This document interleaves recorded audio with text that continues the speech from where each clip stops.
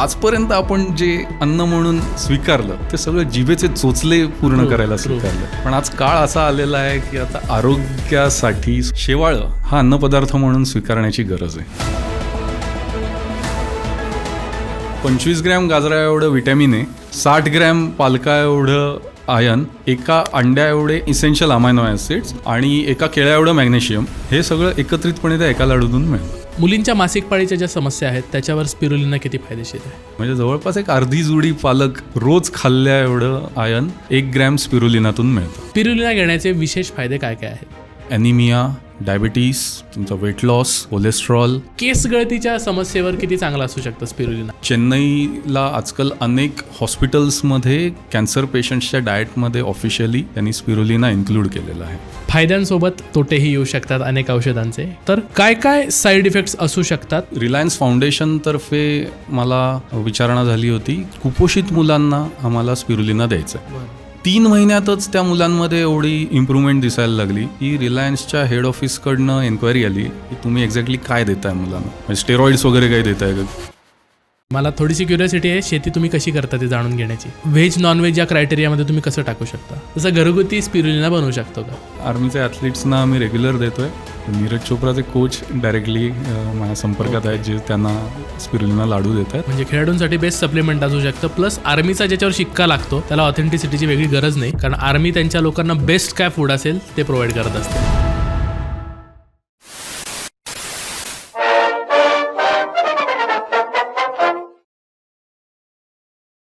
सप्रेम नमस्कार, विनंती विशेष मित्रांनो, द पोस्टमनमध्ये तुमचं पुन्हा एकदा स्वागत आहे. मी तुमचा पोस्टमन सर्वेश आणि आज घेऊन आलो आहे तुमच्या आवडीचं पत्र, आपलं आवडीचं सेगमेंट आरोग्याचं पत्र. या पत्रांना तुम्ही खूप छान प्रतिसाद देत आहात, नवीन नवीन विषय सुचवत आहात आणि याच शृंखलेतला एक खूप छान विषय घेऊन आम्ही तुमच्यापर्यंत आज आलो आहोत. आणि या गप्पांमध्ये तुम्हाला सवय असते की डॉक्टर येऊन तुमच्याशी संवाद साधतात, पण आज एक शेतकरी घेऊन आलो आहे, अर्थात डॉक्टर आहेतच. आणि ते शेती पण इतक्या एका तुमच्या दृष्टीने विचित्र विषयाची शेती करताना, ते म्हणजे शेवाळं. म्हणजे पाण्यावर शेवाळं उगवलं जातं आणि त्याच्यापासून ते एक गोळी आणि काही प्रॉडक्ट्स बनवतात की जे आपल्याला रोज घेऊन आपण एक हेल्दी आयुष्य जगू शकतो. तर नक्की हे प्रकरण काय आहे, शेवाळ्याची शेती करण्याची त्यांची आयडिया कुठून आली, ते जे प्रॉडक्ट बनवतात ते आपण आपल्या डाएटमध्ये का बरं घेतलं पाहिजे आणि त्याचे किती छान छान इफेक्ट्स आहेत, शिवाय साईड इफेक्ट्स पण काही आहेत का, त्याच्याबद्दलचे मिथ्स जे आहेत त्याबद्दल आपण चर्चा करणार आहोत.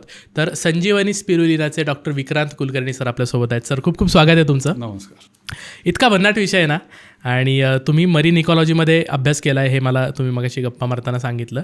तर मला सुरुवातच इथून करायची आहे मुळात, की ही शेवाळ्याची शेती करण्याची आयडिया नक्की आली कुठून तुमच्या? बेसिकली माझं शिक्षण जे झालं, म्हणजे मी बायोटेक्नॉलॉजीमध्ये MSc केलं आणि त्यानंतर गोव्याला नॅशनल इन्स्टिट्यूट ऑफ ओशनोग्राफी म्हणून संस्था आहे, म्हणजे भारत सरकारतर्फे केला जाणारा जो रिसर्च आहे तो council of scientific and industrial research, ज्याला CSIR म्हणतात. तर CSIRच्या अंडर भारतभरात जवळपास 40 इन्स्टिट्यूट आहेत ज्या वेगवेगळ्या विषयावर रिसर्च करतात. तशी केमिस्ट्रीवर रिसर्च करणारी इन्स्टिट्यूट आपल्या पुण्यात आहे NCL, बरोबर, नॅशनल केमिकल लॅबोरेटरी. तशी समुद्रावर रिसर्च करणारी जी इन्स्टिट्यूट आहे ती गोव्याला दोनापावलाला आहे, नॅशनल इन्स्टिट्यूट ऑफ ओशनोग्राफी. तिथे मला PhD करायची संधी मिळाली होती. आणि PhDचा जो विषय होता माझा तो या समुद्रात आढळणाऱ्या शेवाळ्यांपासून बायोडिझेल बनवता येईल का, असा तो टॉपिक होता. पण दुर्दैवाने आम्हाला भारतीय समुद्रामध्ये असं शेवाळं मिळालं नाही की ज्यापासून कमर्शियल स्केलवरती आपल्याला बायोडिझेल बनवता येईल आणि रस्त्यावर त्यातून गाड्या चालतील. तर तो PhDचा विषय थोडा मागे पडला. पण त्या दरम्यान वेगवेगळ्या शेवाळ्यांवर रिसर्च करत असताना माझी स्पिरुलिनाशी ओळख झाली होती. आणि स्पिरुलिनावर जो काही आधी रिसर्च झालेला होता त्यात असं लक्षात आलं की एक अत्यंत पौष्टिक शेवाळं आहे आणि खूप सारे न्यूट्रिएंट्स याच्यातून मिळतात. नासातर्फे याचा वापर स्पेस फूड म्हणून करता येईल का ह्याच्यावर बरंच रिसर्च झालेला होता, कारण कमीत कमी व्हॉल्यूममध्ये जास्तीत जास्त न्यूट्रिशन ह्याच्यातून मिळतं. तर ॲस्ट्रॉनॉट्सला स्पेसमध्ये जेवण म्हणून हे देता येईल का. तर हे सगळं जो विषय होता तो PhD करत असताना लक्षात आला होता. पण PhD संपल्यानंतर किंवा PhD होत असताना माझं अंडर वॉटर डायव्हिंग सर्टिफिकेशन झालं होतं. तर मी सर्टिफाईड स्कुबा डायव्हर आहे आणि समुद्रकिनारी येणाऱ्या ज्या इंडस्ट्रीज आहेत त्यांच्यासाठी पाण्याखाली जाऊन सर्वे करायचं काम मी करतो. तर ह्या कामामध्ये माझं भरपूर ट्रॅव्हलिंग होतं आणि मग त्याच्यामध्ये वेळी फ्लाईट्स, जेवणाचे वेळा ठरलेल्या नसतात. तर ह्या सगळ्या ट्रॅव्हलिंगचा मला स्वतःलाच आरोग्यावर तो परिणाम दिसायला लागलेला होता. मग कुठले तरी सिंथेटिक विटॅमिन्स किंवा सप्लिमेंट्स घेण्यापेक्षा PhDच्या काळात स्पिरुलिनाशी आपली ओळख झाली आहे म्हणून मी घरच्या घरी फिश टँकमध्ये स्पिरुलिना वाढवायला सुरू केलं होतं. आणि रोज आपलं च्यवनप्राश खाल्ल्यासारखं 1 चमचा शेवाळं मी खायचो. माझं बघून घरच्यांनी ते घ्यायला चालू केलं आणि त्याचा इफेक्ट आम्हाला अख्ख्या फॅमिलीला कोविडच्या काळामध्ये दिसला. मी राहतो बाणेरला, त्या सोसायटीमध्ये सेकंड वेव्हमध्ये स्पेशली जवळपास 178 फ्लॅट्समध्ये कोविड पेशंट होते 180 पैकी आणि आमच्याकडे कोणाला साधा खोकलाही झाला नाही. माझी आई डॉक्टर आहे आणि ती कोविडच्या काळामध्ये त्यावेळेस साधारण 65 वय, म्हणजे बिईंग सिनियर सिटीजन दिवसाला एक 40-50 कोविड पेशंट ती बघायची.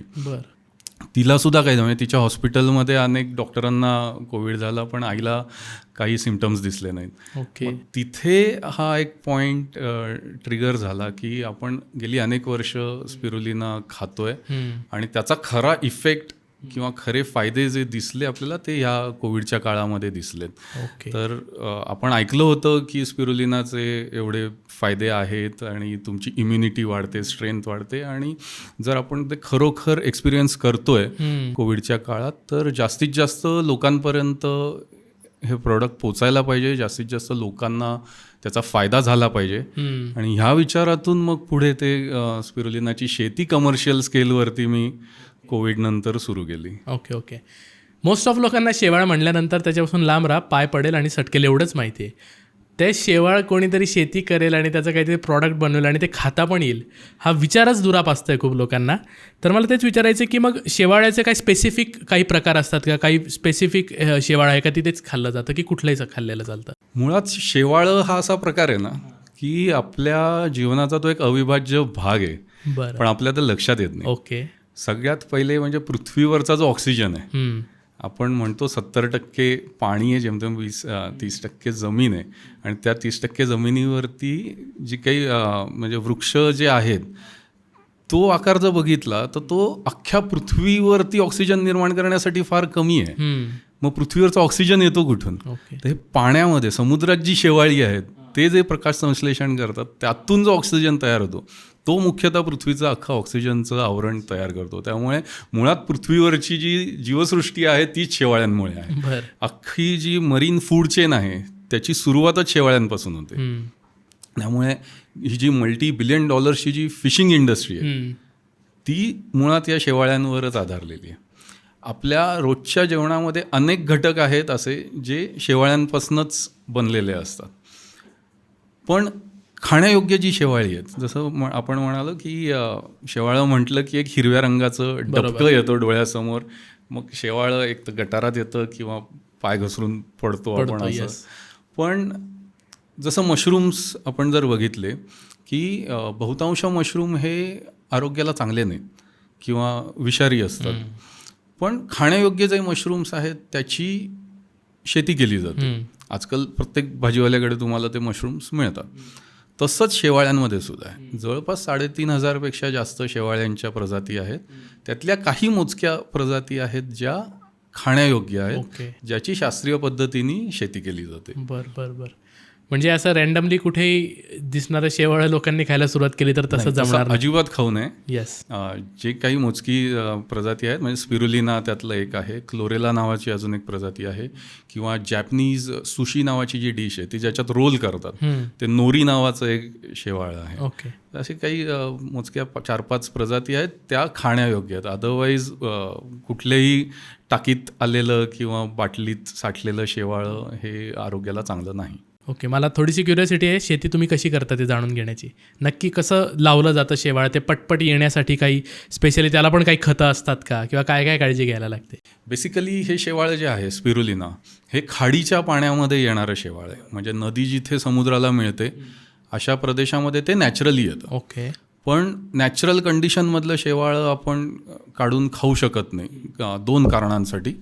पहिलं म्हणजे आपल्या बहुतांश खाड्या या प्रदूषित झालेल्या आहेत. बरोबर. सगळ्या शहरांचं किंवा औद्योगिक वसाहतींचं सांडपाणी जे काय आहे ते अल्टिमेटली शेवटी आपल्या नद्यांमधून किंवा खाड्यांमधून समुद्रातच जातं. त्यामुळे खाड्या या बहुतांश प्रदूषित झालेल्या आहेत आणि नॅचरल कंडिशनमधले जे स्पिरुलिना आहे ते इतर शेवाळ्यांबरोबर वाढतं. बरं. असं फक्त स्पिरुलिनाच वाढतंय नॅचरली असं होत नाही. त्याच्यामध्ये बाकीची शेवाळी मिक्स झालेली असतात आणि ही सगळी मायक्रोस्कोपिक शेवाळी आहे. ते दिसायला सगळं हिरवंच दिसतं.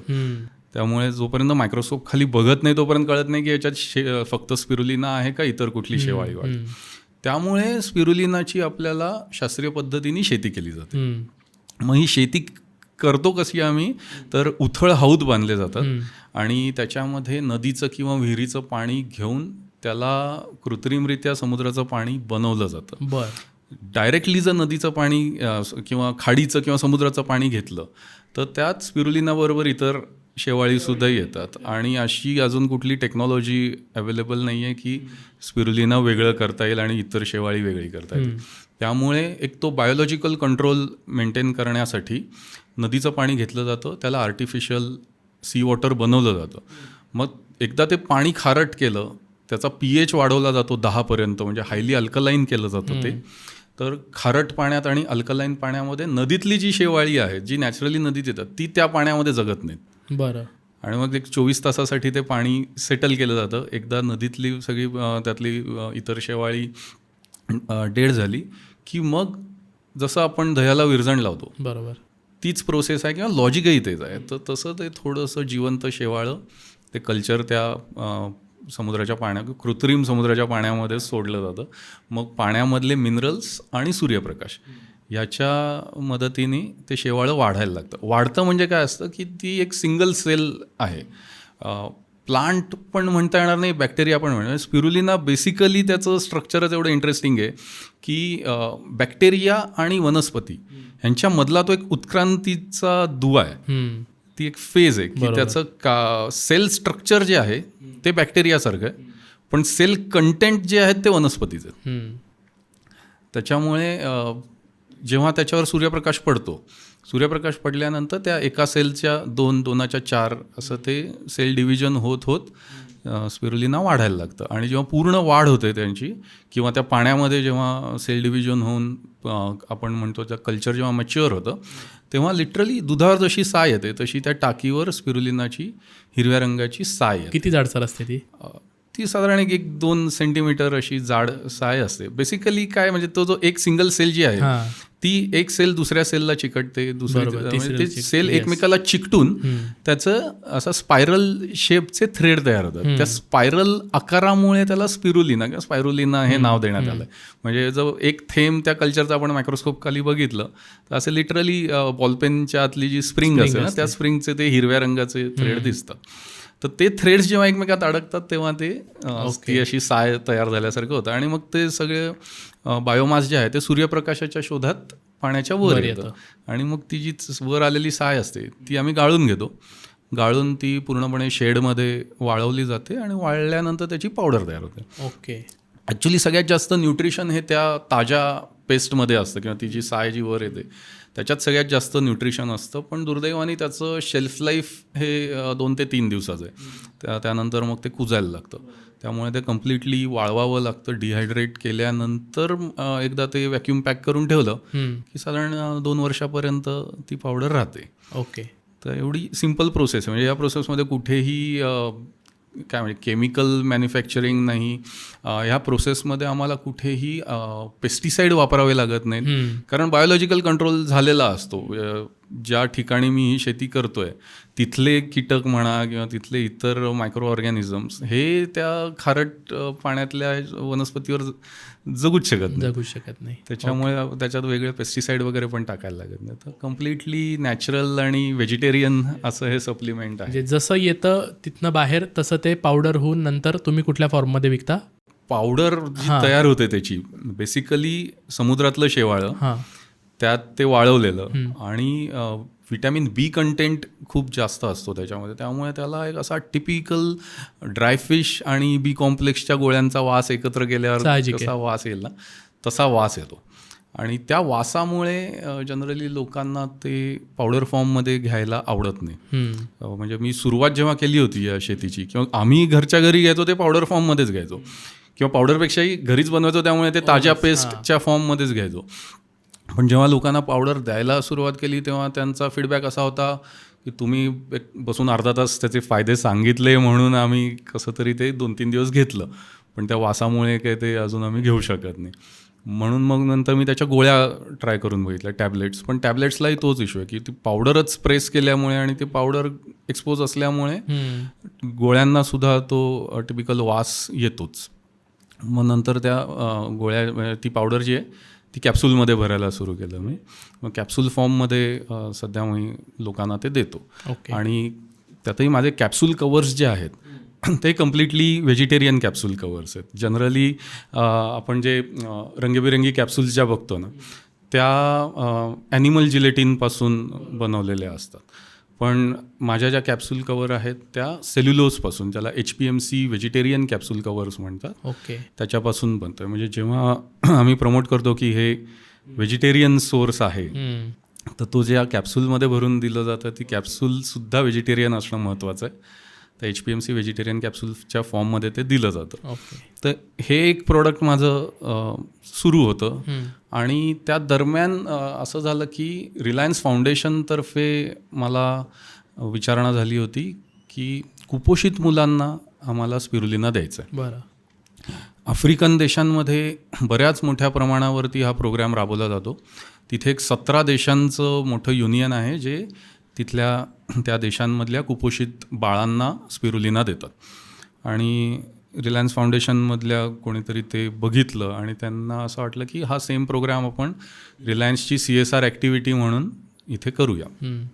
तर पालीचा गणपती आहे आपला अष्टविनायकातला, त्याच्या थोडं पुढे नागोठणे नावाची एक जागा आहे. तर त्या नागोठणेला एक रिलायन्सची खूप जुनी फॅक्टरी आहे. तर त्या नागोठणे प्लांटची CSR activity, corporate social responsibility जे म्हणतात, ती ॲक्टिव्हिटी म्हणून त्यांनी रोहा तालुक्यातल्या कुपोषित मुलांना स्पिरुलिना द्यायला सुरू केलं होतं.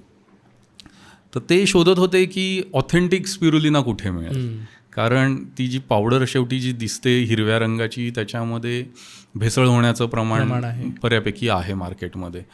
तर ऑथेंटिक स्पिरुलिना मग कोण पिकवतं आहे स्पिरुलिना जवळपास, असं ते शोधत होते. आणि समहाऊ लिंक्डइनवरून त्यांना माझा कॉन्टॅक्ट मिळाला आणि मग त्यांची टीम आली माझ्या इथे आणि त्यांनी पूर्ण प्रोसेस बघितली. ते प्रोडक्ट घेऊन गेले त्यांच्याकडे टेस्टिंगसाठी, लॅबोरेटरीमध्ये टेस्ट केलं आणि ते सगळे त्यांच्या पॅरामीटर्स वगैरे चेक करून सॅटिस्फाय झाल्यानंतर हा एक प्रोग्राम त्यांनी सुरू केला. तर तिथे जो एज ग्रुप होता लहान बाळांचा, 6 महिने ते 6 वर्ष या वयोगटातली ती कुपोषित मुलं होती. आणि आता एवढ्या लहान बाळांना कॅप्सूल गिळणं तर शक्य नाही, आणि तो पावडरला जो वास येत होता त्याच्यामुळे त्यांचे पालक ते पावडर फॉर्ममध्ये त्यांना द्यायला तयार नव्हते. मग ते कुठल्या रेसिपीमध्ये आपल्याला बनवून देता येईल ह्याच्यावरती जवळपास 6 महिने आम्ही विचार करत होतो. स्पिरुलिनाचा एक सगळ्यात मोठा चॅलेंज असा आहे की ते आपल्याला शिजवता येत नाही. कारण शिजवण्याची कुठलीही प्रोसेस, मग ती बेकिंग, फ्राईंग, बॉइलिंग, याच्यामध्ये जर टेम्परेचर 50 डिग्रीच्या वर गेलं तर त्यातले सगळे जे हे डेलिकेट विटॅमिन्स, मिनरल्स जे आहेत ते डिस्ट्रॉय होतात. मग जो रिझल्ट दिसायला पाहिजे त्याच्यातून तो मिळत नाही. त्यामुळे कमीत कमी शिजवून त्याचे न्यूट्रिएंट व्हॅल्यू इंटॅक्ट ठेवणं आणि तो वास दाबणं हा सगळ्यात मोठा चॅलेंज होता. पण 6 महिन्यांनी मग आम्ही एक प्रोडक्ट डेव्हलप करू शकलो की स्पिरुलिनाचे लाडू. क्या बात आहे. बरं. तर ते लाडू मग आम्ही त्या कुपोषित मुलांना द्यायला चालू केलं आणि त्याचा रिझल्ट एवढा अमेझिंग होता की एक साधारण आम्ही 6 महिने हा पायलट करून बघू असं सुरुवातीला ठरलं होतं.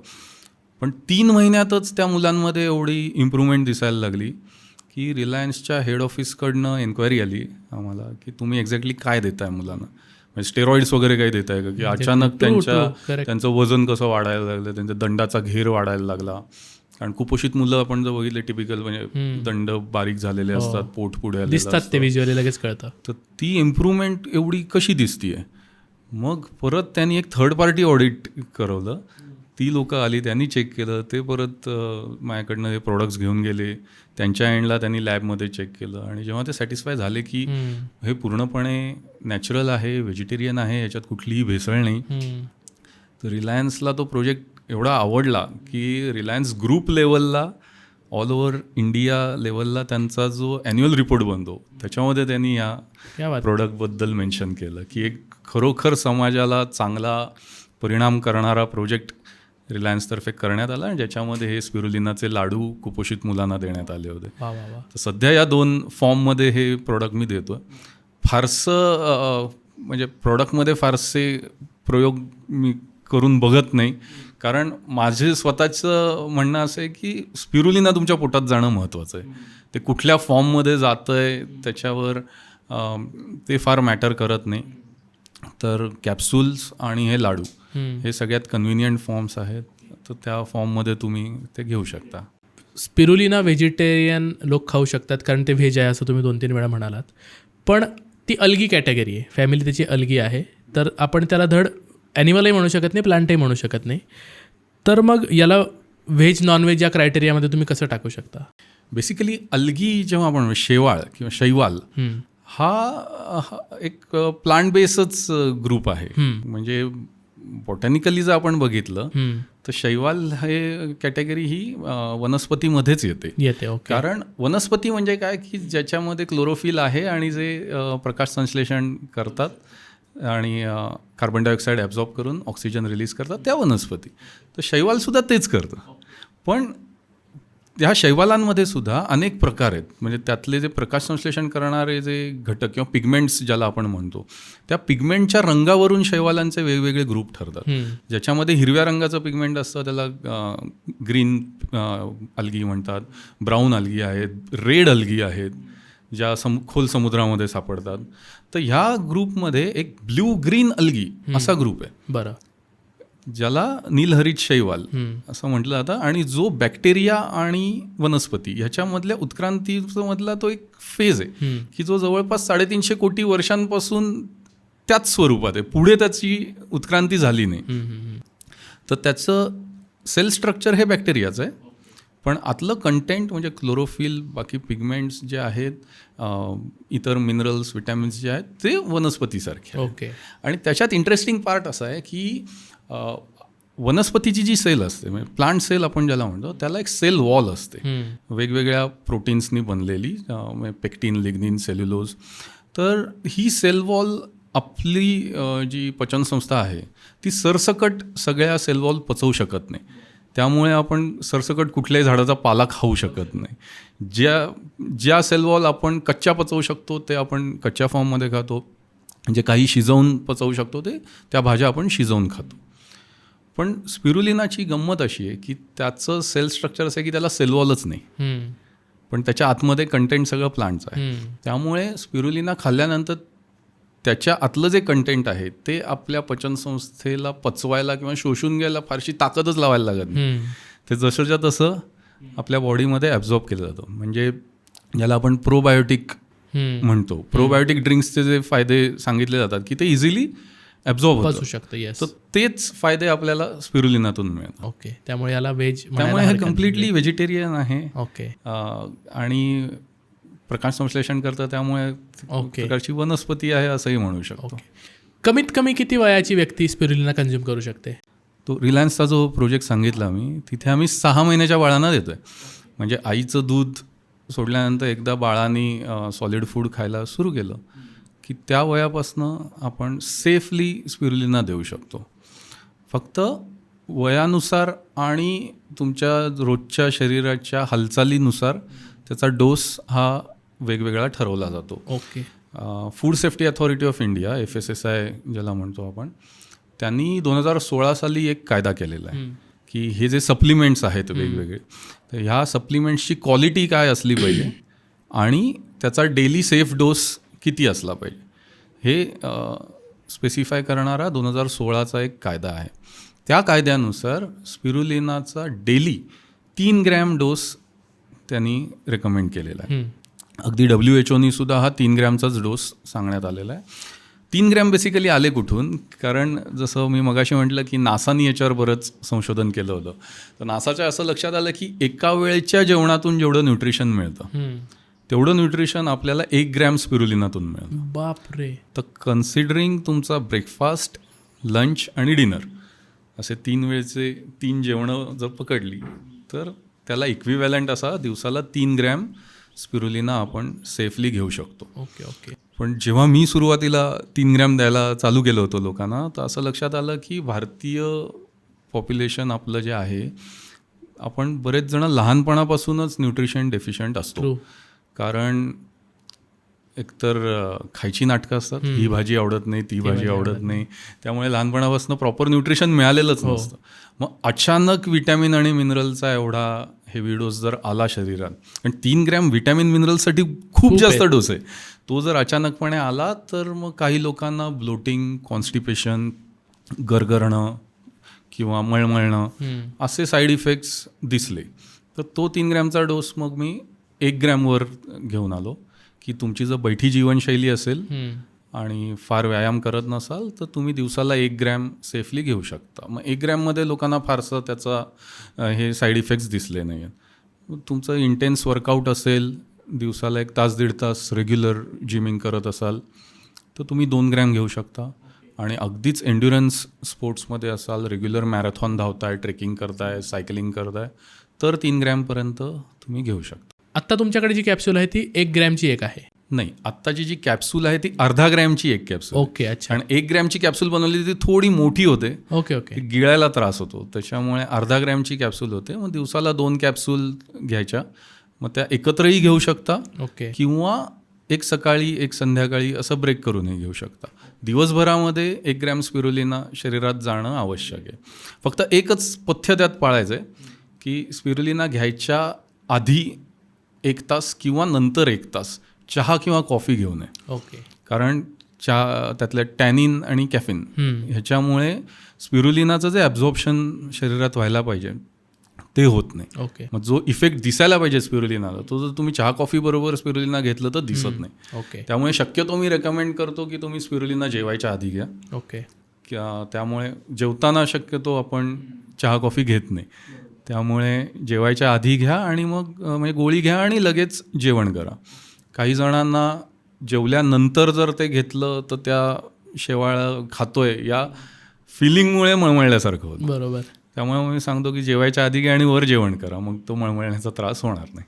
स्पिरुलिना शेवाळ्याचा कॉन्टेंट काय काय आहे त्याच्यामध्ये? तुम्ही म्हणतात की मगापासून उल्लेख येतोय मल्टिपल विटॅमिन्स आहेत, मिनरल्स आहेत, तर काय काय ब्रेकडाऊन आहे त्याचा? बेसिकली त्याचं जर कम्प्लीट ते न्यूट्रिशन प्रोफाईल जर आपण बघितलं तर एक कम्प्लीट आपलं महाराष्ट्रीयन जेवण जर बघितलं आपण, एक थाळी की ज्याच्यात पोळी, भाजी, भात, वरण, उसळ आहे, कोशिंबीर आहे, ह्या सगळ्यातून जे न्यूट्रिशन मिळेल ते सगळं एकत्रितपणे 1 ग्रॅम स्पिरुलिनातून मिळतं. बरं. पोट भरणं आणि न्यूट्रिशन मिळणं या वेगळ्या गोष्टी आहेत आणि दोन्ही इक्वली महत्त्वाच्या आहेत. तर न्यूट्रिशनबद्दल जर आपण म्हणालो स्पिरुलिनाच्या, तर त्याच्यामध्ये त्याचं जे बायोमास आहे त्याच्यात जवळपास 60% प्रोटीन आहे. आणि ते प्रोटीन जे आहे, प्रोटीन बेसिकली जे बनतं ते अमायनो ॲसिड्सपासून बनतं. बरोबर. 20 प्रकारचे अमायनो ॲसिड असतात आणि त्यातले 9 अमायनो ॲसिड्स हे इसेन्शियल अमायनो ॲसिड्स समजले जाते, जे आपल्या शरीराला आवश्यक आहेत. तर स्पिरुलिनाचं जे प्रोटीन आहे ते ह्या 9च्या 9 इसेन्शियल अमायनो ॲसिड्सनी बनलेलं प्रोटीन. आणि आपल्या रोजच्या किंवा कन्व्हेन्शनल जेवणामध्ये 9च्या 9 इसेन्शियल अमायनो ॲसिड मिळेल असा एकमेव सोर्स म्हणजे अंडं. हो, राईट. व्हेजिटेरियन जेवणामध्ये 9च्या 9 इसेन्शियल अमायनो ॲसिड्स मिळतील असा सोर्स एकही अजून source तरी अवेलेबल नाही. तो सोर्स म्हणजे स्पिरुलिना. तर सगळी 9 इसेन्शियल अमायनो ॲसिड तुम्हाला स्पिरुलिनातून मिळतात. 12 प्रकारचे विटॅमिन्स ह्याच्यातून नॅचरली मिळतात. आपण शाळेत शिकलेलो असतो की विटॅमिन एसाठी गाजर, पपई खा, विटॅमिन सीसाठी सिट्रस फ्रूट्स खा, किंवा आयर्न हवा असेल तर पालक खा, कॅल्शियमसाठी दूध प्या. तर ही 12 विटॅमिन्स, विटॅमिन ए जवळपास गाजरापेक्षा 25 पट जास्त विटॅमिन ए आपल्याला स्पिरुलिनातून मिळतं. विटॅमिन बीचं पूर्ण कॉम्प्लेक्स म्हणजे B1 पासून B12 पर्यंत व्हेजिटेरियन जेवणामध्ये आजकाल B12ची कमतरता असते. फळं आणि भाज्यांमध्ये. मिल्क प्रोडक्ट्समधून विटॅमिन B12 मिळतं किंवा फर्मेंटेड प्रोडक्ट्समधून फर्मेंटेड व्हेजिटेरियन जेवणातून विटॅमिन B12 मिळतं. पण फळभाज्यांमधून ते आपल्याला मिळत नाही. आणि किंवा विटॅमिन B12 हवं असेल तर सांगितलं जातं की तुम्ही सी फूड खा. पण सी फूड म्हटलं की आपल्या डोळ्यासमोर फक्त मासे आणि खेकडे आणि कोळंबी एवढंच येतं. स्पिरुलिनासुद्धा सी फूडच आहे. ते अल्टिमेटली समुद्रातूनच आलेलं आहे. त्यामुळे विटॅमिन B12चा हा एक खूप चांगला व्हेजिटेरियन सोर्स आहे. त्याचबरोबर याच्यात 8 प्रकारचे मिनरल्स मिळतात. आपल्या शरीराचं जे काही फंक्शनिंग आहे ते सुरळीत चालू ठेवण्यासाठी जे मिनरल्स, मायक्रो मिनरल्स आपण ज्याला म्हणू, मग त्याच्यामध्ये iron, calcium, magnesium, manganese, sodium, zinc, selenium ही सगळी मिनरल्स ह्याच्यातून नॅचरली मिळतात. आणि मगाशी जसा मी उल्लेख केला की ह्याच्यात तो ब्ल्यू ग्रीन अल्गी आहे, म्हणजे 2 रंगाचे पिगमेंट्स आहेत, हिरवं आणि निळं. ते निळं पिगमेंट जे आहे त्याला फायकोसायनिन म्हणतात. त्या फायकोसायनिनचा फायदा असा की मेडिकली रिसर्चनी प्रूव्ह झालेलं आहे की फायकोसायनिन हे अँटी कॅन्सर एजंट आहे. कॅन्सर सेलची जेव्हा वाढ होत असते त्या सेल डिव्हिजनला एक मेटाफेज नावाची एक फेज येते. त्याच्यामध्ये त्या मेटाफेजला थांबवण्याचं, कॅन्सर सेल्सच्या मेटाफेजला थांबवण्याचं काम फायकोसायनिन करतं. हे प्रॉपरली रिसर्चनी प्रूव्ह झालेलं आहे. चेन्नईला आजकाल अनेक हॉस्पिटल्समध्ये कॅन्सर पेशंट्सच्या डाएटमध्ये ऑफिशियली त्यांनी स्पिरुलिना इन्क्लूड केलेलं आहे. तर हे असं कम्प्लीट काय म्हणूया रेंज ऑफ न्यूट्रिशन असल्यामुळे युनायटेड नेशनतर्फे ह्याला सुपर फूडचा दर्जा देण्यात आलेला आहे. कारण एकच हा अन्नपदार्थ असा आहे की हा तुम्हाला वेगवेगळ्या अन्नपदार्थातनं मिळणारं जे न्यूट्रिशन आहे ते एकत्रितपणे देतो. स्पिरुलिना हे औषध नाही. कुठल्याही आजार बरा करण्यासाठी आम्ही ते रेकमेंड करत नाही किंवा क्लेमही करत नाही की स्पिरुलिनाने हा तुमचा आजार बरा होईल. पण बरेचसे जे लाईफस्टाईल डिसऑर्डर्स आहेत ज्या प्रॉपर न्यूट्रिशन न मिळाल्यामुळे उद्भवतात त्या थांबवण्यासाठी किंवा इवन बऱ्याचशा कंडिशनमध्ये त्या रिव्हर्स करण्यासाठी स्पिरुलिनाचा फायदा होतो. अनेक मेडिकल जर्नल्समध्ये याच्यावर रिसर्च पेपर पब्लिश झालेले आहेत. ॲनिमिया, डायबिटीस, त्यानंतर तुमचा वेट लॉस, कोलेस्ट्रॉल, अशा बऱ्याचशा ज्या लाईफस्टाईल डिसऑर्डर्स आहेत की प्रॉपर न्यूट्रिशन न मिळणं ह्याच्यामुळे ज्या उद्भवतात त्याच्यावरती स्पिरुलिनाचा खूप चांगला फायदा झालेला दिसतो. ग्रेट. ओके. सगळं आत्ता तुम्ही त्याचं प्रोफाईल सांगितलं, पण माझा आक्षेप B12ला आहे की अनेक रिसर्चर्सचं असं म्हणणं आहे की त्यातला जो B12चा जो सोर्स आहे तो स्युडो सोर्स आहे. तो पूर्ण तुमच्या शरीरामध्ये ॲब्झॉर्ब केला जात नाही. तो आहे तसाच बॉडीतून बाहेर पडला जातो. तर मग त्याच्यावर तुमचं मत काय? मलाही अनेक कमेंट्स येतात. ट्रोलिंगही होतं या पॉईंटवर जेव्हा मी माझ्या व्हिडिओमध्ये किंवा माझ्या सोशल मीडिया पोस्टमध्ये सांगतो की स्पिरुलिना हा B12चा सोर्स आहे. मुळात हा जो रिसर्च झालेला आहे की स्पिरुलिनामधलं B12 हे सुडो B12 आहे, ते बॉडीमध्ये ॲब्झॉर्ब होत नाही. हा सगळा रिसर्च हा युरोपियन देशांमध्ये झालेला रिसर्च आहे. त्यांनी त्या युरोपियन कंडिशनमध्ये तयार केलेलं स्पिरुलिना वापरलं आहे आणि त्याच्यावरती पुढचे ते सगळे त्यांचे एक्सपेरिमेंट्स केलेले आहेत. त्यानंतर अगदी रिसेंटली म्हणजे मे महिन्याच्या पहिल्या आठवड्यामध्ये, मे 2026च्या पहिल्या आठवड्यात अजून एक रिसर्च पेपर पब्लिश झाला ज्याच्यात युरोपियन शास्त्रज्ञांनी आईसलँडमध्ये एक प्रयोग केला की स्पिरुलिना जर आपण कृत्रिम प्रकाशात वाढवलं आणि त्यातला अल्ट्राव्हायोलेट, लाल रंगाचा लाईट, शेवटी लाईट इज अ स्पेक्ट्रम, त्याच्यात अल्ट्राव्हायोलेटपासून इन्फ्रारेडपर्यंतचा जो स्पेक्ट्रम आहे त्यातल्या अल्ट्राव्हायोलेट, लाल रंगाचा स्पेक्ट्रम, निळ्या रंगाचा स्पेक्ट्रम ह्यातल्या वेवलेंथ जर आपण कंट्रोल केल्या आणि टाईम ड्युरेशन जर कंट्रोल केलं तर त्यांना असं दिसून आलं की ते जे विटॅमिन B12 स्पिरुलिनात तयार होतं ते मिथाईल कोबॅलामाइन म्हणजे ओरिजिनल B12 जे बॉडीमध्ये ॲब्झॉर्ब होतं या फॉर्ममध्ये तयार होतं. बरं. मग हा रिसर्च पेपर जेव्हा मी वाचला, प्रत्येक रिसर्च पेपरचं एक स्टँडर्ड स्ट्रक्चर असतं की तुमचा प्रॉब्लेम काय, मग तुम्ही एक्सपेरिमेंट काय केला, त्यातनं तुम्हाला निरीक्षण काय आणि अनुमान काय. तर त्यांनी केलेला प्रयोगाचा जो सेटअप होता ना, तो जेव्हा वाचला की कृत्रिम प्रकाश म्हणजे त्यांनी काय तयार केलं. त्यांचं म्हणणं आहे की नॅचरल प्रकाशात वाढलेलं स्पिरुलिनामध्ये B12 तयार होत नाही. हे ते युरोपियन कंटेक्स्टमध्ये बोलत आहेत, युरोपमधला नॅचरल प्रकाश. आणि मग त्यांनी जो कृत्रिम प्रकाश तिथे लॅबोरेटरीमध्ये तयार केला, त्या ज्या वेव्हलेन्स तयार केल्या आणि तो जो टाईम पिरियड त्यांनी स्पिरुलिनाला दिला, 12 तासाचा लाईट, 12 तासाचा अंधार, आणि तो जो प्रकाशाची जी तीव्रता होती, तो कृत्रिम प्रकाश त्यांनी तयार केलेला तिथला हा भारतातला नॅचरल प्रकाश आहे. ओके, ठीक आहे. त्याच्यामुळे भारतातल्या नॅचरल प्रकाशामध्ये तयार केलेलं जे स्पिरुलिना आहे ते नॅचरली आपल्या शरीरात ॲब्झॉर्ब होईल असं विटॅमिन B12 बनवतं. आणि माझ्याकडचा डेटा तर सांगतोय, अनेक जण विटॅमिन B12 डेफिशियन्सी असलेल्यांनी माझ्याकडनं स्पिरुलिना घेऊन त्यांच्या विटॅमिन B12च्या लेवल या 2-3 महिन्यामध्ये कंट्रोलला आलेले आहेत, नॉर्मलला आलेले आहेत. ओके. तर त्यामुळे इनफॅक्ट आपण असं म्हणूया की जो ट्रॉपिकल प्रदेश आहे, म्हणजे कर्कवृत्त ते मकरवृत्त ह्या पट्ट्यामध्ये जर स्पिरुलिना वाढवलं तर त्याच्यामध्ये नॅचरली आपल्याला ओरिजिनल मिथाईल कोबॅलामाइन जे बॉडीत ॲब्झॉर्ब होणारं विटॅमिन B12 आहे ते तयार होतं. पण तुम्ही जर जगाचा नकाशा बघितला ना, तर असं लक्षात येईल की ह्या पट्ट्यामध्ये जमीन फार कमी आहे. कर्कवृत्त ते विषुववृत्त या पट्ट्यात जमीन फार कमी, आणि जी जमीन आहे त्यातली अर्ध्यापेक्षा जास्त सहारा आणि अरब देशांमधलं वाळवंट आहे.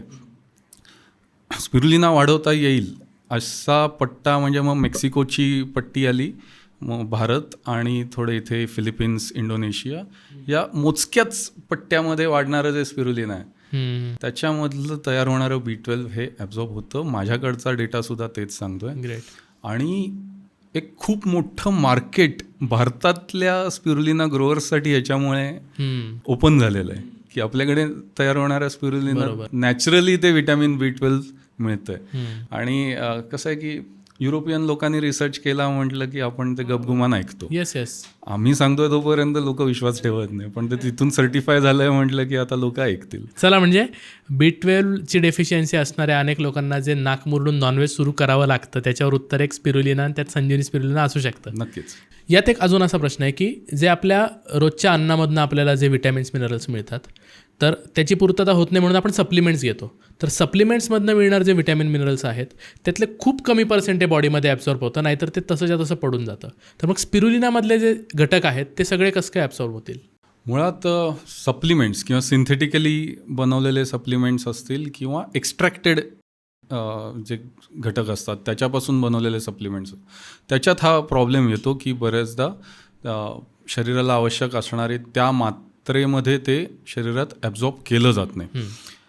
किंवा काही वेळा असंही होतं की ज्या टॅबलेट्स बनवल्या जातात त्या टॅबलेट्समध्ये ते बाइंडिंग एजंट्स घातले जातात, ॲडिटिव्ह प्रिझर्वेटिव्ह जे घातले जातात, तर त्याला ते ॲडिटिव्ह प्रिझर्वेटिव्ह आपल्या बॉडीमध्ये ॲब्झॉर्ब झाले नाहीत तर त्याला चिकटलेले जे सप्लिमेंटचे घटक आहेत ते आपल्या शरीरातनं बाहेर टाकले जातात आणि मग जो इफेक्ट दिसायला पाहिजे पुरेसा तो दिसत नाही. स्पिरुलिनाचा सगळ्यात मोठा फायदा असा की ह्याच्यावर कुठलीच प्रक्रिया केली जाते. वाळवणं हा एक घटक सोडला तर त्याच्यावर कुठलीही प्रक्रिया म्हणजे काही आम्ही त्याच्यातनं एक्स्ट्रॅक्ट करत नाही, आयसोलेट करत नाही. नॅचरली ते ज्या कंडिशनमध्ये असतं त्याच कंडिशनमध्ये आपण ते कन्झ्युम करतो. त्यामुळे त्याची बायो अवेलेबिलिटी ही जास्त असते आणि मगाशी म्हणालो तसं त्याला कुठलीही सेल वॉल नसल्यामुळे ती सेल ब्रेक करून आतलं कंटेंट डायजेस्ट करायला शरीराला फार कमी कष्ट घ्यावे लागतात. बरोबर. त्यामुळे स्पिरुलिना घेतल्यानंतर जो इफेक्ट दिसतो तो एक 8 ते 10 दिवसामध्ये त्याचा परिणाम दिसायला लागतो शरीरावर. ही स्पिरुलिनाची सगळी टेक्निकल पार्श्वभूमी झाली. आपण खूप तांत्रिक गोष्टींमध्ये गेलो, त्याचं ब्रेकडाऊन केलं, प्रोफाईल वगैरे बघितली. साध्या लोकांना फायदे सांगितल्याशिवाय त्याचं महत्त्व कळत नाही. मला आता मुख्यत्वे फायद्यांवर चर्चा करायची आहे. स्पिरुलिना घेण्याचे विशेष फायदे काय काय आहेत? सगळ्यात महत्त्वाचा एक पॉईंट इथे सांगतो की आपण जेव्हा म्हणतो की आपण जे काही जेवण करतो त्या जेवणातनं आपल्याला पोषण मिळतं. करेक्ट. आणि फूड दाय मेडिसिन किंवा अन्न हे पूर्ण ब्रह्म आपण जे म्हणतो, आजच्या काळामध्ये आपलं खरंच अन्न पूर्ण ब्रह्म राहिलं आहे का? ट्रू. उदरभरण नोहे जाणीजे यज्ञकर्म. आपण सध्या फक्त उदरभरण करतोय, त्यातलं यज्ञकर्म हरवलं आहे. ट्रू. हा अवेअरनेस लोकांमध्ये येणं फार महत्त्वाचं आहे. कारण मी सुद्धा ही शेवाळ्याची शेती जिथे करतो, आजूबाजूचा सगळा जो एरिया आहे ना, तो शेतीचाच एरिया आहे. म्हणजे मुख्यतः पुण्यात येणाऱ्या फळभाज्या या त्याच भागात येतात. ज्या प्रमाणामध्ये केमिकल फर्टिलायझर, पेस्टिसाईड मारलं जातं, ते प्रमाण भयंकर आहे. म्हणजे ती कंपनी समजा 1 ml सांगत असेल, 1 ml टाका त्या ह्याच्यावर, तर तो दुकानदार त्याचा खप वाढवायला शेतकऱ्याला सांगतो 2 ml टाक, आणि शेतकरी सेफ राहावं, पिकाला कीड लागू नये म्हणून 5 ml टाक. शिट. 5 पट ते केमिकल फर्टिलायझर आणि पेस्टिसाईड मारले जातात. त्यामुळे एक तर ते तेवढं विषाणी भरलेलं अन्न, आणि क्लायमेट चेंजमुळे मुळातच ह्या सगळ्या पिकांची जमिनीतनं न्यूट्रिशन शोषून घेण्याची क्षमता कमी होत चालली. त्यामुळे हा अवेअरनेस फार गरजेचा आहे की आपल्याला आपल्या रोजच्या जेवणातून न्यूट्रिशन पुरेसं मिळत नाही आहे. आपण कितीही म्हणालो की आम्ही जंक फूड खात नाही किंवा बाहेरचं खात नाही, तरी मुळात मार्केटमधनं तुमच्या ताटात जे येतं आहे त्याच्यात पुरेसं न्यूट्रिशन राहिलं आहे का, हा विचार करण्याचा प्रश्न. आणि ते जर न्यूट्रिशन पूर्ण मिळालं नाही तर मग त्याचे शरीरावर वेगवेगळे इफेक्ट्स दिसायला लागतात. तर स्पिरुलिनाचा फायदा हा आहे की हे सगळं न्यूट्रिशन तुम्हाला पूर्णपणे यातनं मिळालं की एक परिपूर्ण जेवण केल्यानंतर जो इफेक्ट दिसायला पाहिजे तो इफेक्ट स्पिरुलिनामुळे दिसतो. सगळ्यात पहिला फायदा स्पिरुलिनाचा तुम्हाला दिसेल तुमच्या एनर्जी लेवलवर. बरं. थकवा पूर्णपणे विसरून जा तुम्ही. म्हणजे आपलंही काल बोलणं झालं, जसं की मी काल म्हणजे मँगलोरला गेलो, मला पुण्यात यायला रात्री 3 वाजले, पण शेवाळं खाऊन मी तरतरीत आहे. सर तुमची स्किन इतकी चांगली पण त्याच्यामुळे असू शकते का? निश्चित. हां. पहिला इफेक्ट एनर्जी लेवलवर दिसतो, तुम्हाला थकवा अजिबात येत नाही. आणि एनर्जी पण जी आहे ना ती म्हणजे असं ते एनर्जी ड्रिंक किंवा कॅफेन ड्रिंक घेतल्याने जी तरतरी येते तशी नाही आहे. एक सस्टेन्ड एनर्जी, म्हणजे सकाळी उठल्यानंतर जो फ्रेशनेस आहे तोच फ्रेशनेस तुम्हाला रात्री 8, 9, 10 पर्यंत राहतो. हा पहिला इफेक्ट. त्यानंतर केसगळती कमी होणं, ग्रेट, तुमच्या नजर सुधारणं, आणि सांधेदुखी कमी होणं, गुडघेदुखी कमी होणं, हे इफेक्ट दिसायला लागतं. आणि मग बेस्ड ऑन इंडिव्हिज्युअल्स डेफिशियन्सी आपल्याला लाईफस्टाईल डिसऑर्डरमध्ये त्याचे तसे परिणाम दिसतात. एक म्हणजे मी काही मेडिकल कंडिशन्सनुसार सांगेन की स्पिरुलिनातले कुठले घटक कुठल्या मेडिकल कंडिशनवर फायदेशीर आहेत. डायबिटीस आजकाल म्हणजे प्रत्येक दुसऱ्या माणसाला आहेच. तर डायबिटीस का होतो, तर ती काय रक्तात साखर वाढल्याने, तो सिम्पटम आहे. बेसिक कारण काय की तुमच्या शरीराची तुमच्या पेशींचं इन्सुलिन सेन्सिटिव्हिटी कमी झाली, इन्सुलिन रेजिस्टन्स वाढलेला आहे. आपण जे अन्न खात आहे त्याच्यात जी साखर आहे ती साखर बेसिकली तुमच्या पेशींनी ॲब्झॉर्ब केली पाहिजे आणि तिथे जाऊन ती एनर्जीमध्ये कन्वर्ट व्हायला पाहिजे. पण इन्सुलिन रेजिस्टन्स वाढल्यामुळे ती साखर पेशींमध्ये जात नाही, ती रक्तातच साठून राहते.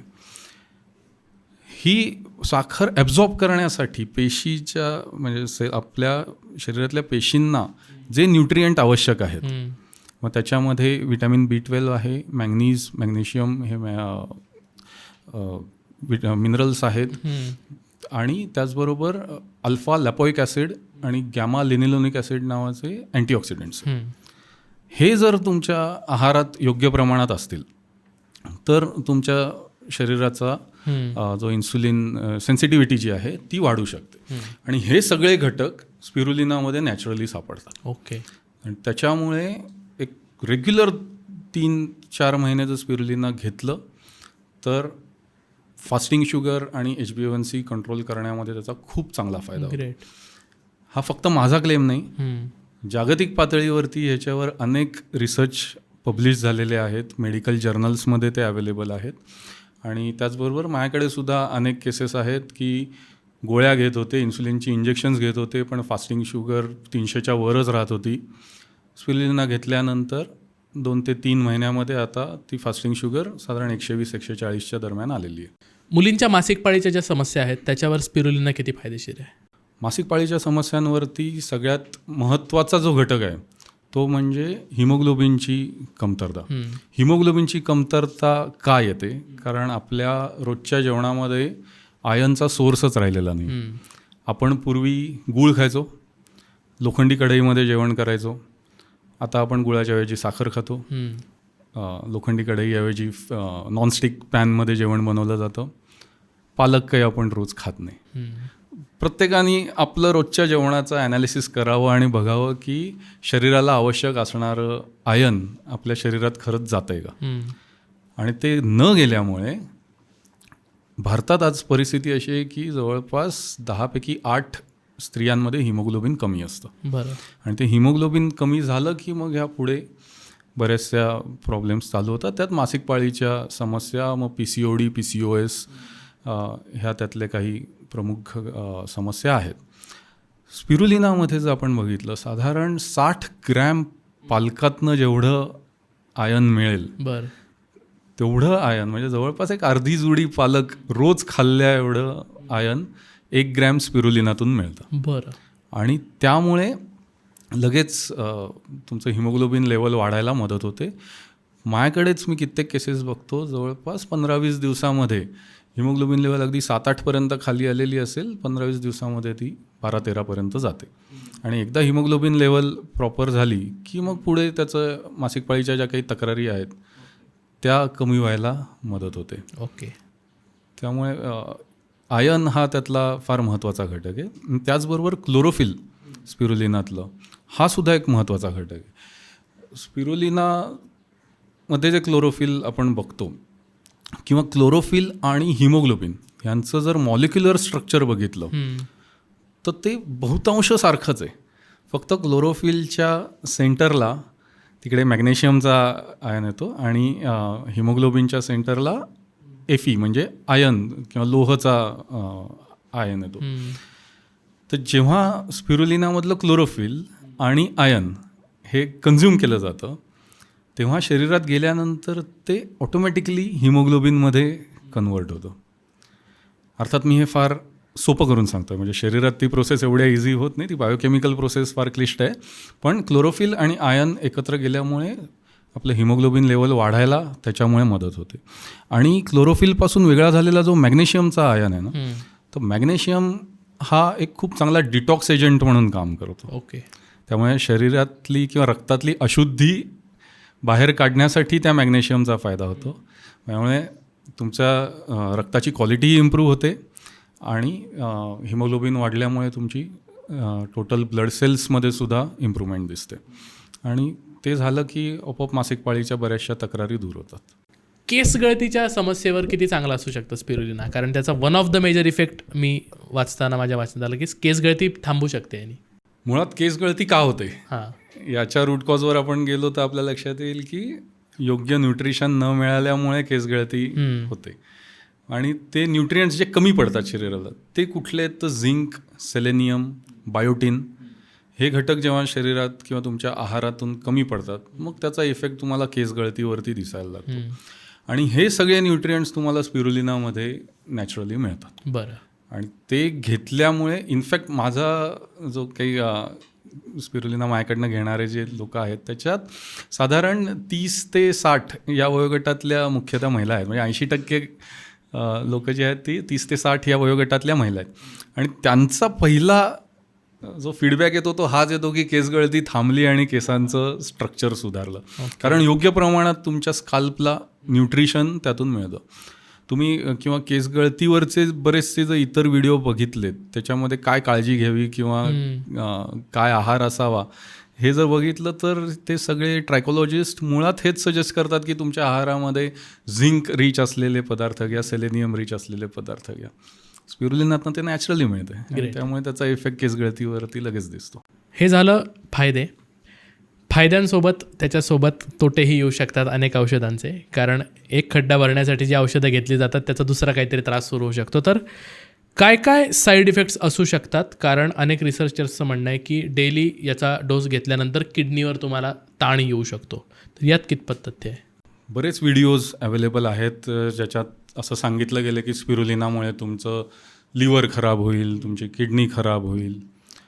पण मी असं लोकांना आवाहन करेन की फक्त त्या थंबनेलपुरतं बघू नका, तो व्हिडिओ अख्खा बघा. तर या सगळ्या व्हिडिओमध्ये ते 90% वेळा त्या स्पिरुलिनाचे फायदेच सांगतात. आणि नंतर शेवटी येऊन ते सांगतात की तुमचं स्पिरुलिना कुठून येतंय हे फार महत्त्वाचं आहे. ते किती हायजिनिक कंडिशनमध्ये बनवलं गेलं आहे हे महत्त्वाचं आहे. त्याच्यामध्ये कुठलेही हेवी मेटल कंटेंट नाही आहेत, कुठलेही पेस्टिसाईड नाही आहेत, इतर कुठले बॅक्टेरिया त्याच्यात वाढत नाही आहेत. हे जर वाढले किंवा तुमचं स्पिरुलिना हे या अशा कंटॅमिनेटेड कंडिशनमधून जर तुम्ही घेतला असेल तर निश्चित त्याचा किडनी आणि लिव्हरवरती इम्पॅक्ट दिसतो. ह्याच कारणासाठी FSSAयनी 2016मध्ये तो कायदा आणला ज्याच्यामध्ये स्पिरुलिनाची क्वालिटी ही कंट्रोल करण्यात आली. की चांगलं स्पिरुलिना म्हणजे काय, ह्याचे पॅरामीटर्स त्यांनी स्पेसिफाय केले. त्यात प्रोटीन किती असलं पाहिजे, त्यात कुठले घटक नसावेत किंवा कुठले कंटॅमिनेंट्स नसावेत, हे त्यांनी 2016मध्ये स्पेसिफाय केलं. तर स्पिरुलिना जर तुम्ही FSSAय सर्टिफाईड प्लांटमधनं घेत असाल याचा अर्थ ते प्रॉपरली लॅब टेस्ट झालेलं आहे.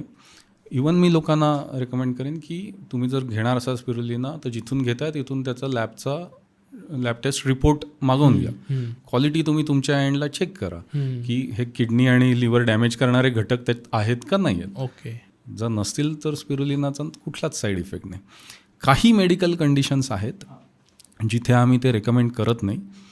उदाहरणार्थ ज्यांना युरिक ॲसिड जास्त आहे, कारण युरिक ॲसिड जास्त असेल तर ते प्रोटीन पचवायला त्रास होतो आणि मग त्या कंडिशनमध्ये जास्त प्रोटीन खाल्लं गेलं तर ते सांध्यांमध्ये जाऊन जमा होतं आणि त्याचं पुढचं गाऊट नावाची कंडिशन होते. तर ज्यांना युरिक ॲसिड जास्त आहे किंवा ऑलरेडी ज्यांना गाऊट झालेला आहे अशा लोकांनी ते घेऊ नये. ज्यांच्या किडनी स्टोनची ट्रीटमेंट सुरू आहे, कारण मिनरल कंटेंट जास्त असल्यामुळे त्या ट्रीटमेंटमध्ये ते इंटरफिअर करतं. त्या ट्रीटमेंटचा जो इफेक्ट दिसायला पाहिजे तो दिसत नाही. जुनी टेंडन्सी असेल, पूर्वी कधीतरी होऊन गेला असेल पण सध्या नसेल तर त्या लिमिटेड डोसमध्ये 1 ग्रॅमचा डोस तो सांगितला तेवढा डोस स्पिरुलिनाचा घ्यायला काही हरकत नाही.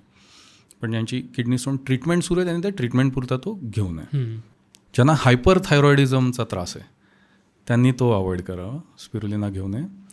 ज्यांची अँजिओप्लास्टी झाली आणि ब्लड थिनर्स सुरू आहेत त्या ब्लड थिनर्स सुरू असलेल्यांनी स्पिरुलिना घेऊ नये, कारण मुळात स्पिरुलिनासुद्धा ब्लड थिनर्ससारखंच काम करतं. आणि त्या केसमध्ये जर चुकून जखम झाली तर मग रक्त गोठायला प्रॉब्लेम येऊ शकतो. त्यामुळे ह्या 4 मोजक्या आणि ऑटो इम्युन डिसऑर्डर्स ज्याच्यामध्ये शरीरातल्या पांढऱ्या पेशी अचानक वाढतात, तर या 5 कंडिशन्स सोडल्या तर अगदी लहान बाळांपासून ते वयोवृद्ध माणसांपर्यंत सर्वजण सेफली दिवसाला 1 ग्रॅम स्पिरुलिना घेऊ शकतात. अगदी गरोदर महिलासुद्धा घेऊ शकतात, ज्या स्तनदा माता आहेत त्यासुद्धा घेऊ शकतात. त्याचा 1 ग्रॅममुळे शरीरावर कुठलाही साईड इफेक्ट होत नाही, झाला तर फायदाच होतो. क्या बात आहे. बरं, आयुर्वेद सांगतं सर की तुम्ही ज्या भागात राहता तिथे येणारे फळं, तिथे येणाऱ्या भाज्या हे तुम्ही खायला पाहिजे आणि ते तुमचं पोषण चांगलं करू शकतं, तेवढी त्याची क्षमता असते. आता अलगी हा असा विषय हा भारतीय फूडचा कधी पार्टच नव्हता, तर मग भारतीय लोकांनी ते खाणं कितपत योग्य आहे? ह्याचं उत्तर मी थोडं इलॅबोरेटिव्ह देईन आणि आपण असं म्हणू शकतो की या अख्ख्या आपल्या चर्चेचा गाभाच उत्तरात असेल. जसं तुम्ही म्हणालात की लोकल त्या एरियातलं लोकल जेवण हे सगळ्यात पौष्टिक असतं, प्रश्नच नाही. आणि मगाशी मी जसं म्हणालो की न्यूट्रिशन मिळणं, पोषण मिळणं आणि पोट भरणं या वेगळ्या गोष्टी आहेत आणि दोन्ही इक्वली इम्पॉर्टंट आहेत. पण दुर्दैवाने आपल्याला आजच्या घडीला आपल्या रोजच्या जेवणातनं पुरेसं पोषण मिळतं आहे का हा विचार प्रत्येकाने करणं गरजेचं आहे. अगदीच ज्यांना इच्छा असेल त्यांनी मला संपर्क साधावा. मी तुम्हाला मुंबई, पुणे, नाशिक, कोल्हापूर या भागामधल्या काही फूड टेस्टिंग लॅबोरेटरीचे नंबर देतो. तुम्ही तुमच्या मार्केटमध्ये मिळणाऱ्या फळं भाज्यांचं टेस्टिंग तिथे करून घ्या आणि स्वतःच चेक करा की तुमच्या फळं भाज्यांमध्ये किती न्यूट्रिशन राहिलेलं आहे. आणि मग ते लक्षात येईलच तुम्हाला की डेफिशियन्सीज येत आहेत कुठून. मुळात आपली भारतीय खाद्यसंस्कृती जर आपण बघितली, जसं आयुर्वेदानी सांगितलं, म्हणजे साधारण 5,000-1,000 वर्षापूर्वी सांगण्यात आलं की जे आपण जेवण जेवतो की त्या भागातलं जेवण जेवलं पाहिजे. पण भारतीय खाद्यसंस्कृती जर बघितली तर आपल्या खाद्यसंस्कृती एवढी इव्हॉल्व झालेली किंवा ॲडॅप्ट झालेली खाद्यसंस्कृती अख्ख्या जगात क्वचितच दुसरी कुठली तरी असेल. उपवास आपण म्हणतो, म्हणजे उपवासाचं जेवण हे सगळ्यात शुद्ध सात्विक समजलं जातं. पण उपवासाला ज्या भक्तिभावाने आपण जो साबुदाणा खातो, तो साबुदाणाच मुळात भारतीय नाही आहे. करेक्ट. किंवा साबुदाणा ज्या प्रकारे बनवला जातो ते पाहून फॅक्टरीत जाऊन तुम्ही जर याची दही याची डोळा बघाल तर अनेक जण आयुष्यात खरंच उपास करणं सोडून देतील. त्यानंतर बटाटे वडा, मिरचीचा ठेचा ही आज महाराष्ट्राची ओळख आहे. बटाटा आणि मिरची हे दोन्ही मराठीच काय भारतीयही नाही आहेत. बरं.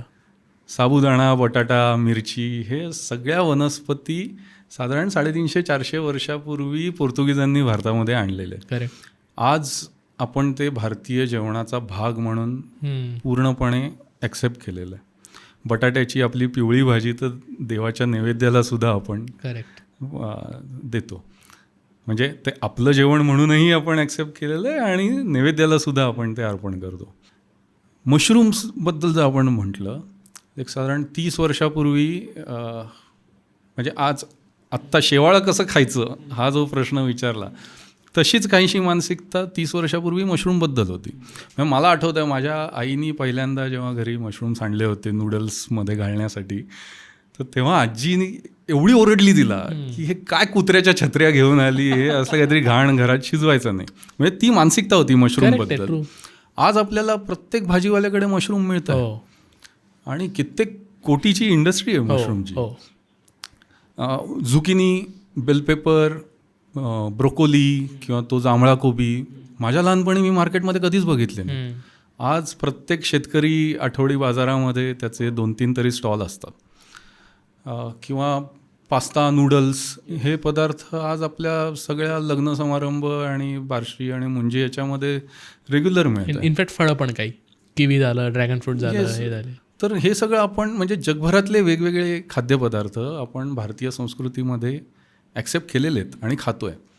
त्यात मुद्दा असा आहे की आजपर्यंत आपण जे अन्न म्हणून स्वीकारलं ते सगळं जिभेचे चोचले पूर्ण करायला स्वीकारलं आहे. पण आज काळ असा आलेला आहे की आता आरोग्यासाठी स्वतःची काळजी घेण्यासाठी आपल्याला शेवाळं हा अन्नपदार्थ म्हणून स्वीकारण्याची गरज आहे. आणि हा मुद्दा ज्यांना पटला आहे त्यांनी स्पिरुलिना वापरून बघितलं आहे आणि त्यांना त्याचे इफेक्ट दिसत आहेत. म्हणजे मी खात्रीने सांगू शकतो की हा एपिसोड माझे जे कस्टमर ऑलरेडी स्पिरुलिना वापरत आहेत त्यांनी बघितला की ते निश्चित त्यांचे सगळे रिव्ह्यू कमेंट्समध्ये सांगतीलच की त्यांना काय काय फायदे जाणवलेत स्पिरुलिनाचे. तर त्यामुळे हा जो स्टिग्मा ज्याला आपण म्हणतो, म्हणजे शेवाळं कसं खायचं हा जो स्टिग्मा आहे. मग 30 वर्षापूर्वी मशरूम कसं खायचं हा जो प्रश्न लोकांना पडत होता, तर मशरूमसाठी ते कसं खायचं या विचारापासून प्रत्येक भाजीवाल्याकडे ते मशरूम मिळणं हा काळ जायला जवळपास 30 वर्ष लागली. पण कोविडनंतर आलेले ओव्हरऑल आरोग्याबद्दलची जागरूकता आणि स्पिरुलिनाबद्दल जी काही एकंदर जागरूकता निर्माण होती आहे, त्यामुळे मला खात्री आहे की येत्या 4-5 वर्षामध्ये आपण स्पिरुलिना किंवा हे शेवाळं हा आपल्या अन्नपदार्थाचा एक रेग्युलर घटक नक्कीच होऊ शकतो. ओके. हा खूप चांगला मुद्दा मांडला तुम्ही की जिभेच्या चोचल्यांसाठी जर आपण ॲक्सेप्ट करू शकतो, जर ज्यातनं न्यूट्रिशन मिळणार ते ॲक्सेप्ट केलं पाहिजे. पण आता आपल्या गप्पा ऐकून खूप जणांना प्रश्न पडेल, तुमचं स्पिरुलिना, संजीवनी स्पिरुलिना घ्यायचं कसं? तर कुठे मिळू शकतं? मेडिकलमध्ये, स्टोअरमध्ये गेल्यानंतर, मागितल्यानंतर मिळेल? मी आधी ठेवून बघितलं होतं. ओके. किंवा ते लाडूसुद्धा जे आहेत ना ते काही दुकानांमध्ये ठेवून बघितले होते. पण प्रॉब्लेम असा आहे की याच्याबद्दल फारसा अवेअरनेसच नसल्यामुळे स्वतःहून जाऊन कोणी विकत घेत नाही. किंवा ते लाडू जरी काउंटरवर ठेवले आणि लोकांनी येऊन विचारलं की हे कसले लाडू आहेत, तर दुकानदार जेव्हा सांगायचा की एक लाडू खा तुम्हाला एवढं सगळं न्यूट्रिशन मिळेल, त्याच्यावर कोणी विश्वासच ठेवायचा नाही. त्यामुळे मग थोडं ऑफलाईन सेल होत नाही आहे बघितल्यावर मग आम्ही कम्प्लिटली ऑनलाईन प्लॅटफॉर्मवरती ते घेऊन गेलो. माझं स्वतःचं एक ई-कॉमर्स प्लॅटफॉर्म मी डेव्हलप केला. बरं. मोहोर सुपरफूड्स माझ्या कंपनीचं नाव आहे. तर mohorssuperfoods.in अशी वेबसाईट आहे. त्या वेबसाईटवरनं कस्टमर डायरेक्टली मागवू शकतात आणि पूर्ण भारतभरामध्ये आम्ही त्याची डिलिव्हरी करतो. स्वतःच्या वेबसाईटवरूनच विकण्याचं कारण असं की लोकांमध्ये ज्यांना स्पिरुलिनाबद्दल अवेअरनेस आलेला आहे त्यांचा सगळ्यात पहिला प्रश्न असतो की ऑथेंटिक आणि जेन्युइन स्पिरुलिना कुठे आहे. Correct, true. मग इतर ई मार्केट प्लेसेसवरती जे मिळत आहेत ते ऑथेंटिक आहेत नाही आहेत हे कसं ओळखायचं, किंवा माझ्या नावाने कोणी डुप्लिकेट तिकडे विकत नाही आहे हे कसं कळतं. मग हे सगळ्या प्रश्नांवरती पांघरून घालण्यासाठी म्हटलं की मी स्वतःचीच वेबसाईट बनवतो. तुम्हाला जर मी जे स्पिरुलिना पिकवतो आहे ते हवं असेल तर ते फक्त माझ्या वेबसाईटवरूनच मागवा. आणखी एक प्रश्न लोकांना पडू शकतो की जर शेवाळच आहे तर आम्ही घरगुती, जसं तुम्ही फिश टँकमध्ये करून सुरुवात केली होती तसं घरगुती स्पिरुलिना बनवू शकतो का? निश्चित बनवू शकता. मी बनवू शकतो तर कोणीही बनवू शकतं. स्पिरुलिना पिकवणं हे काही रॉकेट सायन्स नाही. त्याच्यामध्ये फक्त काही काळजी घ्यावी लागते की रेग्युलर चेक करावं लागेल तुम्हाला की त्यात स्पिरुलिना सोडून इतर कुठली शेवाळी वाढत नाही. मग त्याच्यासाठी एक मायक्रोस्कोप घरात आणून ठेवायला लागेल. आणि दुसरं असं आहे की स्पिरुलिना वाढवण्यासाठी तुम्हाला कॉर्पोरेशनच्या पाण्यावर ते वाढवता येत नाही, कारण मुळात शेवाळं येऊ नये म्हणून त्याच्यात क्लोरीन टाकलेलं असतं. बरोबर. तर ज्या पाण्यात क्लोरीन आहे त्याच्यात ते वाढत नाही. तर तुमच्याकडे रॉ बोरवेलचं पाणी असेल तर त्या पाण्यामध्ये तुम्ही शेवाळं म्हणजे स्पिरुलिना वाढवू शकता. ओके. विहिरीचं पाणी असेल तर त्याच्यात वाढवू शकता. आणि अगदी सिंपल तसा तो फॉर्म्युला आहे. कोणाला इच्छा असेल तर त्यांनी मला संपर्क साधा. क्या बात आहे. मी नक्की सांगेन घरच्या घरी स्पिरुलिना कसं वाढवतात ते. पण एवढे कष्ट करत बसण्यापेक्षा, पुन्हा लॅब रिपोर्ट हे ते करत बसण्यापेक्षा मला वाटतं की तुम्ही आहात बनवलं आहे तर तुमच्याकडूनच, मी तरी तुमच्याकडून घेईन, मी काही घरी बनवणार नाही. मला एक प्रॉडक्ट दिसतं आहे मगापासून, लड्डू स्पिरुलिनाचा, मला खाऊन बघायचं आहे. हो निश्चित. म्हणजे ॲक्च्युली ते बनवलेच होते लहान मुलांसाठी, त्याच्यामुळे क्या बात आहे. म्हणून मला द्यायला काही हरकत नाही ना. टेस्टी असे चवीला बेसिकली त्याचा जो बेस आहे ना तो शेंगदाण्याच्या लाडूचाच आहे. चवीला तो शेंगदाण्याच्या लाडूसारखाच लागतो. मला आवडूच शकतं कारण शेंगदाण्याचा हा अगदीच शेंगदाण्याचाच लाडू आहे प्रॉपर.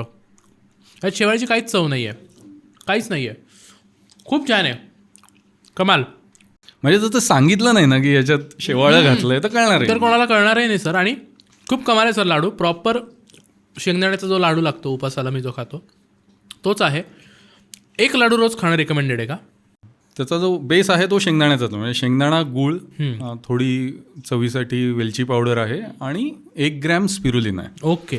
तर ते 1 ग्रॅम स्पिरुलिना घातल्यानंतर तुम्हाला त्याच्यातनं साधारण 25 ग्रॅम गाजरा एवढं व्हिटॅमिन ए, 60 ग्रॅम पालका एवढं आयन, एका अंड्या एवढे amino acid, essential amino acid, मी प्रोटीन नाही म्हणत आहे, इसेन्शियल अमायनो ॲसिड्स, आणि एका केळ्या एवढं मॅग्नेशियम, हे सगळं एकत्रितपणे त्या एका लाडूतून मिळतं. ओके. दिवसाला जर एक लाडू खाल्ला तर हे सगळे घटक खाण्या एवढं पोषण तुम्हाला त्यातून मिळेल. याचा तोटा एकच आहे सर, त्याची चव इतकी छान बनवली तुम्ही की 4 पण हाणेल माझ्यासारखा.